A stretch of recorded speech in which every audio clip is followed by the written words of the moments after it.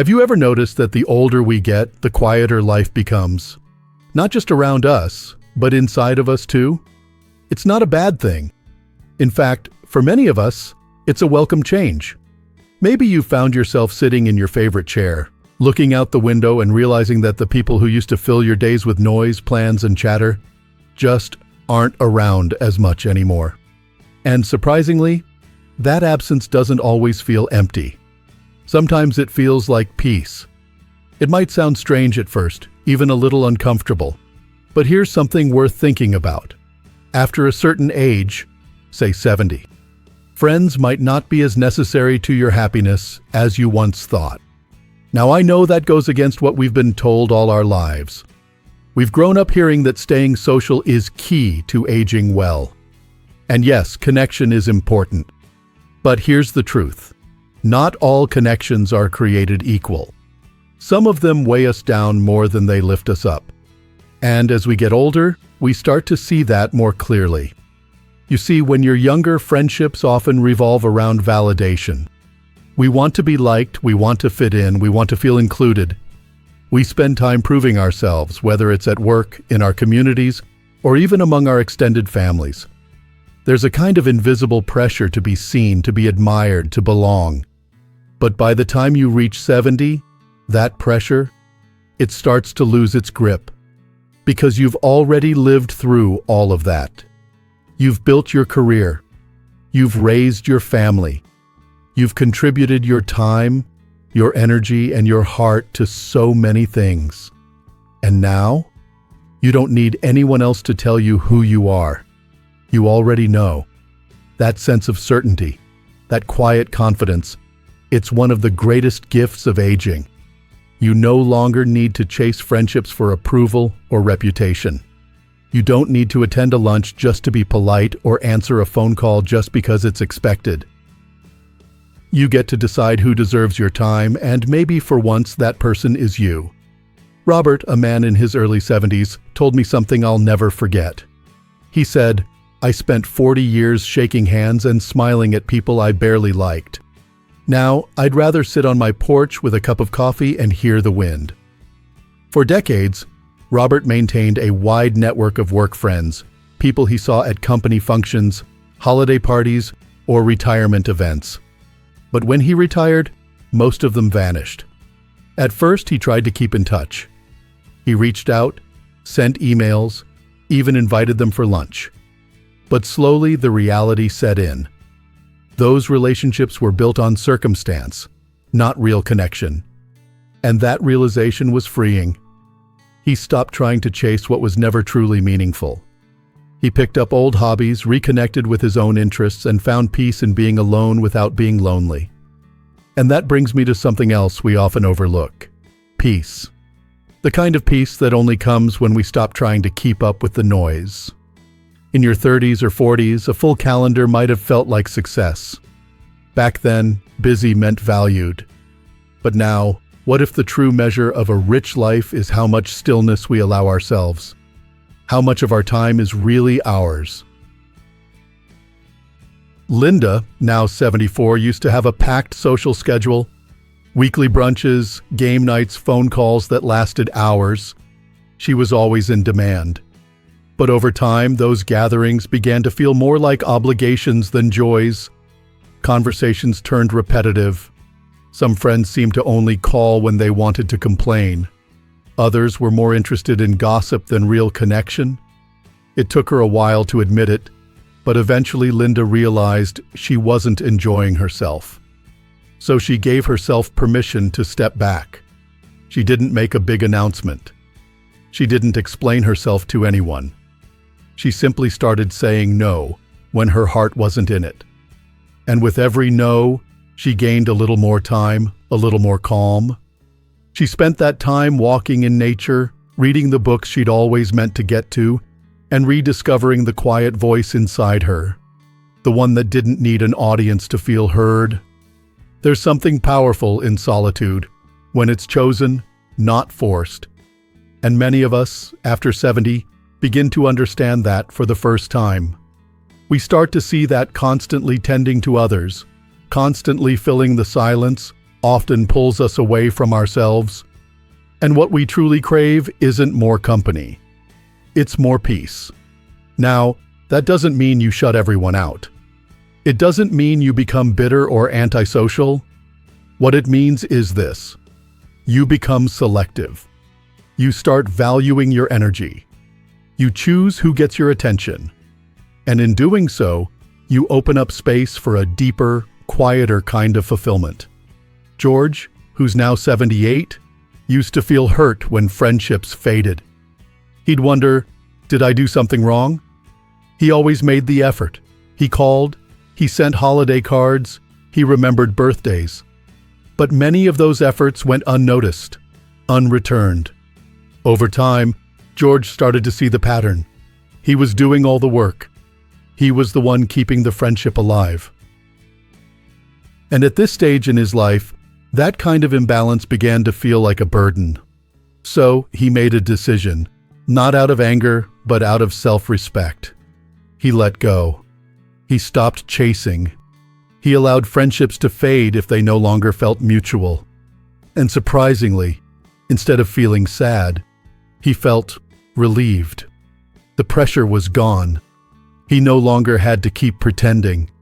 And in the quiet that followed, he found something he hadn't felt in years: peace of mind. Letting go of old friendships doesn't mean giving up on connection. It means giving up on the idea that connection has to look a certain way. Maybe it's not about group outings or holiday cards anymore. Maybe it's about a single meaningful conversation with someone who truly gets you. Or maybe it's about reconnecting with yourself in a way you never had time to before. As we get older, the world tries to tell us what we've lost: youth, energy, friends, relevance. But what they don't talk about enough is what we've gained: wisdom, clarity, freedom. The right to choose peace over pressure, stillness over stress. And the most beautiful part? It's all waiting for you, once you stop worrying about keeping up with relationships that no longer serve your heart. So take a breath. Let yourself feel the quiet. And know this: you don't need to prove yourself to anyone. Not anymore. You've earned this chapter. You've earned this peace. And as we continue, let's look at what happens when we stop giving our energy to people who don't give it back, and start using that time for something much more meaningful. When you stop giving your energy to people who don't give it back, something begins to shift inside you. It's subtle at first. Maybe a feeling of relief when you don't have to return a call right away, or a calmness that settles in when you spend an afternoon exactly how you want to, without interruptions or expectations. But over time, that small shift grows into something deeper. A sense that your time, your energy, and your life are finally your own again. Frank, now in his early 80s, knows exactly what that feels like. For years, he was the social one in his circle, always organizing get-togethers, always keeping tabs on everyone, always being the glue that held the group together. But one day, as he sat through yet another lunch filled with small talk and recycled complaints, he looked around the table and thought to himself, "I don't enjoy this anymore." That moment hit him like a wave. He wasn't angry or upset, just clear. The things that once energized him now left him feeling drained. So he stopped. He stopped saying yes out of habit.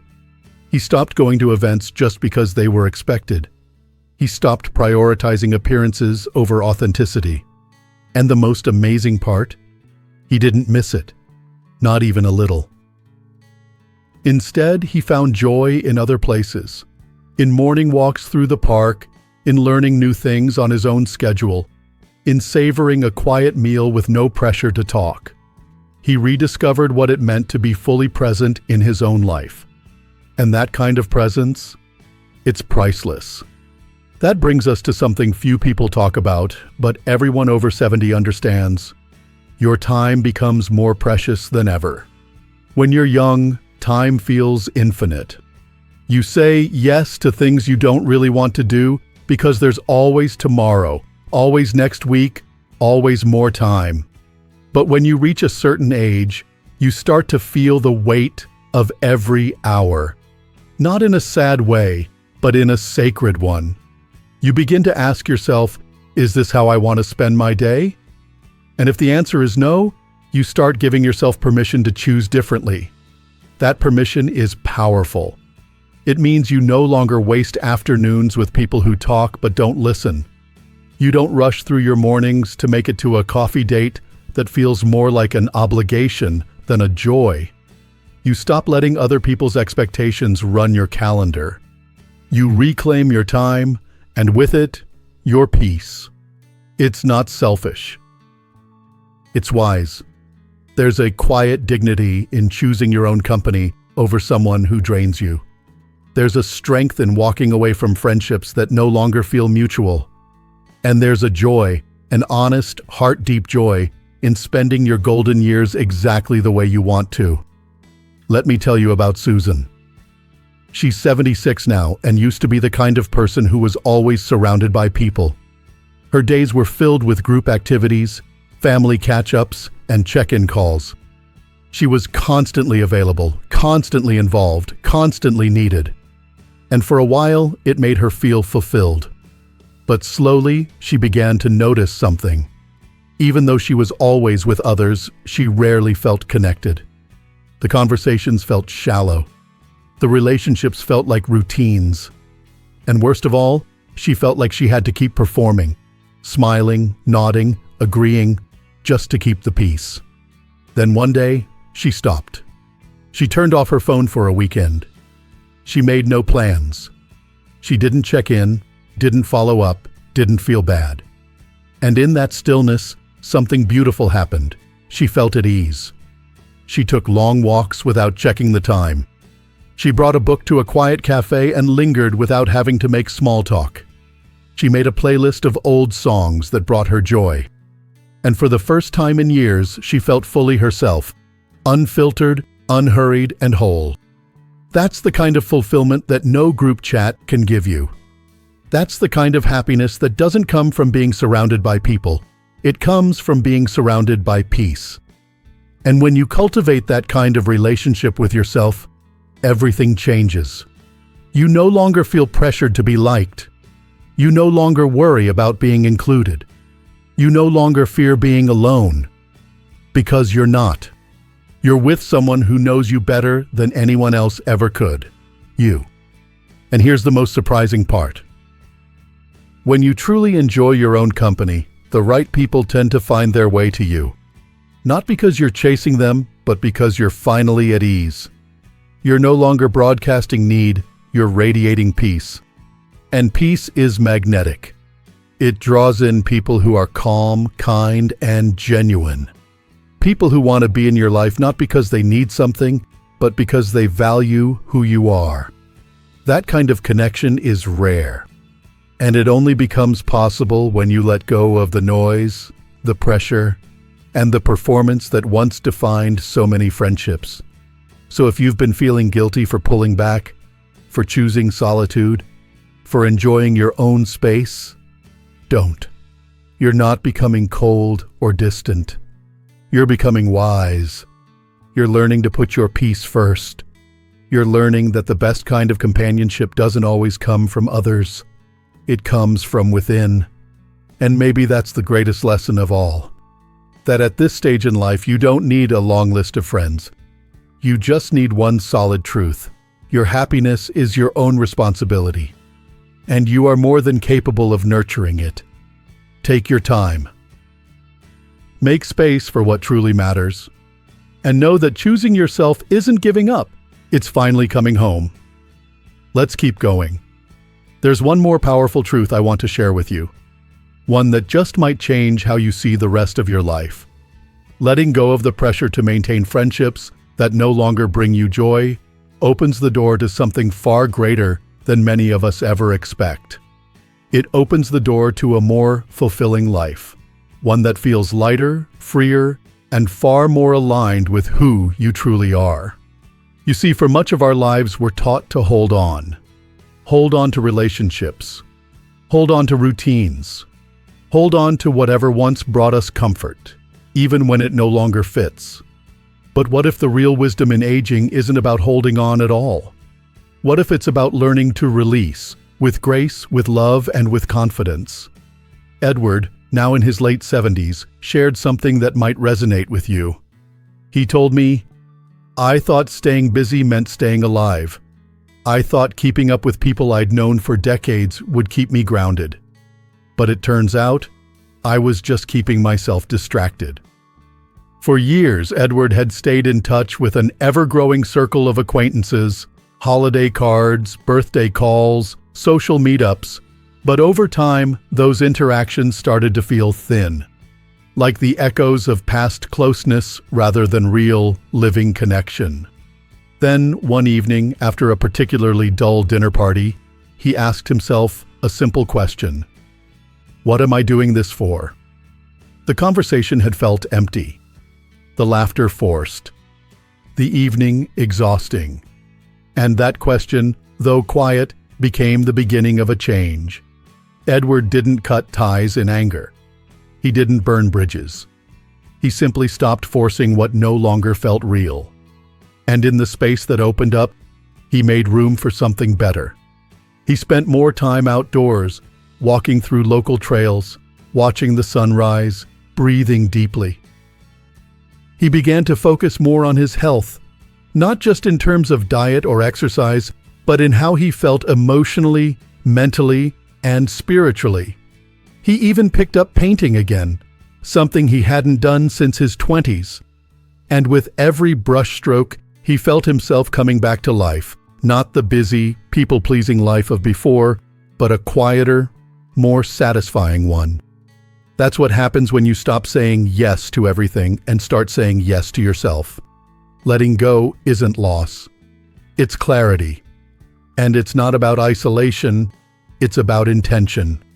When you live with intention, you realize that happiness doesn't come from how many people surround you. It comes from how well your life matches your inner truth. For some, that might include a few trusted friends. For others, it might be a beloved pet, a garden, a daily walk, or a favorite book. What matters is not what fills your life, but how it fills you. You don't need to entertain, impress, or explain yourself anymore.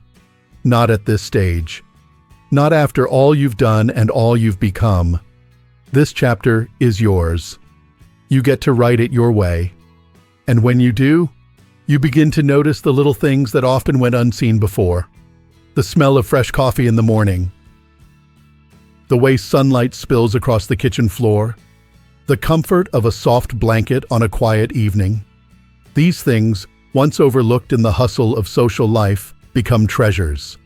You begin to notice yourself more deeply too. You learn what makes your body feel good, what brings your heart peace, what sparks curiosity in your mind. You find joy in simplicity and purpose in solitude. You stop measuring your worth by how many people call, visit, or include you, and start measuring it by how true you're being to yourself. And the beauty of it all? You're never too old for this shift. In fact, you're exactly the right age for it. Because now you know what really matters. And now you have the courage to let go of what doesn't. So if you've been wondering whether it's okay to pull back from friendships that feel like more work than joy, the answer is yes. If you felt that urge to reclaim your time, your energy, your space, you're not being selfish, you're being wise. You're honoring the truth that not all connections are meant to last forever, and not all silence is a sign of emptiness. Sometimes it's the sign of peace. And when you embrace that, when you choose to let go with love and step forward with intention, you'll find something unexpected: fulfillment. A sense of freedom that no social obligation can match. A kind of contentment that comes from knowing you've stopped chasing and started living. So here's my encouragement to you. Trust yourself. Trust what you feel. Trust the quiet invitations in your heart that tell you it's okay to release. It's okay to rest. It's okay to grow in new directions, even if that means letting some people go along the way. Because life after 70 isn't about shrinking your world. It's about refining it. It's about choosing quality over quantity, peace over performance, and meaning over habit. You don't need a long list of friends to feel loved. You don't need constant interaction to feel alive. You don't need to keep up with anyone. What you do need is space to be fully, authentically yourself. And that kind of space, that's the beginning of something beautiful. If you've connected with anything in this video, I hope you'll take a moment to reflect, quietly, gently, on what friendships in your life are truly feeding your spirit, and which ones might be holding you back. And if this message brought you comfort or clarity, I invite you to share your thoughts in the comments. Your voice matters. Your story matters. And we'd love to hear how you're shaping this chapter of your life on your own terms. If you enjoyed this conversation, don't forget to like the video, subscribe to the channel, and tap the notification bell so you never miss a moment of inspiration and support. We're building a community here, a space where honesty, peace, and growth are always welcome. Here's to living your truth, to loving your own company, and to discovering that sometimes the best friend you'll ever have has been with you all along.